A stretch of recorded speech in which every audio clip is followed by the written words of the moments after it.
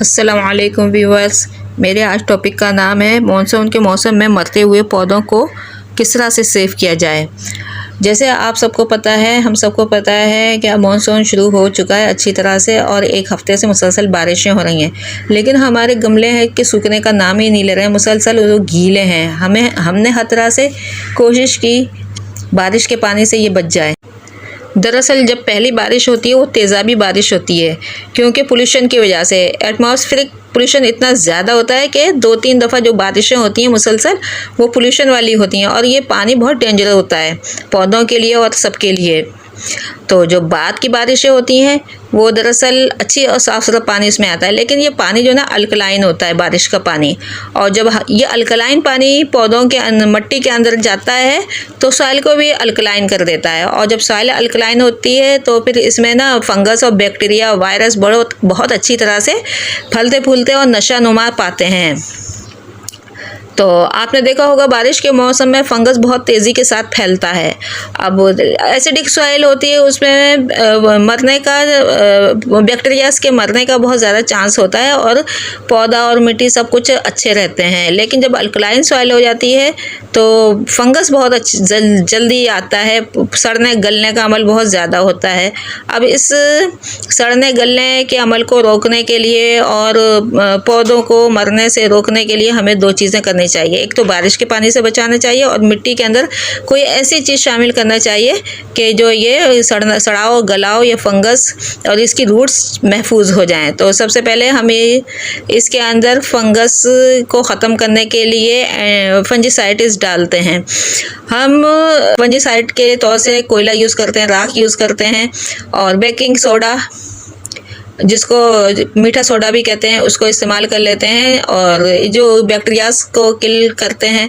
तो यही मैं बताना चाह रही थी, आप अपने गमलों में राख डाल दें, कोयले डाल दें। एक तो कोयला जो है खुश्क है, और राख भी खुश्क कर देती है मिट्टी को, और मिट्टी के पानी को जज़्ब कर लेती है, तो आसानी के साथ सूखने में मदद करती है अगर पानी बहुत ज़्यादा खड़ा है।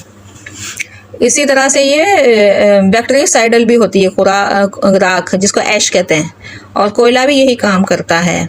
अच्छा, और जो टर्मेरिक यानी हल्दी, इसको भी हम बैक्टीरियासाइडल के तौर से यूज़ करते हैं। हल्दी डालते हैं सारे गमलों में 1-1 चमचा। इसी तरह से जो बने बनाए फंजीसाइड आते हैं बाज़ार से पेटेंट, उसको भी डाल देते हैं जिस तरह से उन्होंने बताया होता है। इस तरह से फंगस का जो प्रोसेस है वो तकरीबन ख़त्म हो जाता है। दूसरा ये है कि मानसून के मौसम में अगर गमले जो हैं गीले हो गए, मिट्टी सूख न रही है, तो 1-2 दफ़ा मैंने हेयर ड्रायर होता है उससे भी सुखाएं गमले, बहुत हल्की गर्म हवा देकर। मिट्टी सूख नहीं रही थी तो पीछे की तरफ से, बहुत पीछे तकरीबन आधा मीटर के फासले से आप हेयर ड्रायर यूज़ करें, वरना पौधे के स्टेम और पत्ते जल सकते हैं। अच्छा, अब मैं इसी तरह से सबको फंजीसाइड डाल दूंगी, और मेरा एक भी पौधा शुक्र है ज़ाया नहीं हुआ। छोटे हैं पौधे या बड़े हों, सब में डालना है।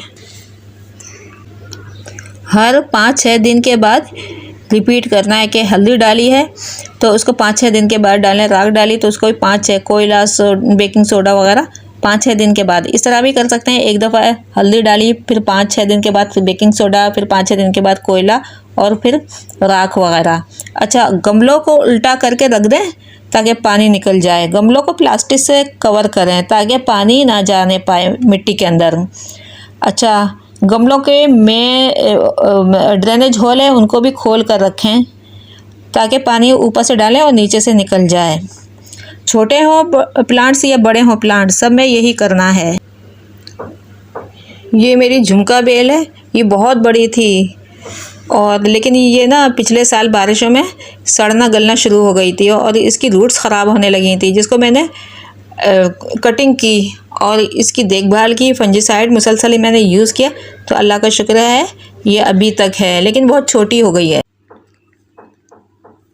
ये मेरे अंगूर की बेल है, जिसको मैंने ख़ास एहतियात से रखा है, और ये कच्ची जगह में लगी हुई है। पिछले साल मैंने गमले में अंगूर की बेल लगाई थी, लेकिन मानसून में उसका हशर नशर हो गया और वो मर गई फंजीसाइड की फंगस लगने की वजह से। उसको मैंने फंजीसाइड यूज़ नहीं किया था, और घर के ही फंजीसाइड मैं इस्तेमाल कर रही थी। घर के और बाहर के फंजीसाइड में फ़र्क ये होता है कि वो इनऑर्गेनिक तो होते हैं लेकिन उनका असर बहुत जल्दी और तेज़ होता है, और घर के बार बार यूज़ करना पड़ते हैं ऑर्गेनिक फंजीसाइड, जैसे हल्दी है, बेकिंग सोडा है। और पेटेंट अगर ले लें तो उसका बहुत जल्दी रिज़ल्ट आता है। ये देखें, अंगूर की बेल है जो बेरी के पेड़ पे चढ़ी हुई है। हमारे चैनल को लाइक करें, सब्सक्राइब करें, शेयर करें, कमेंट्स करें। अल्लाह हाफिज़।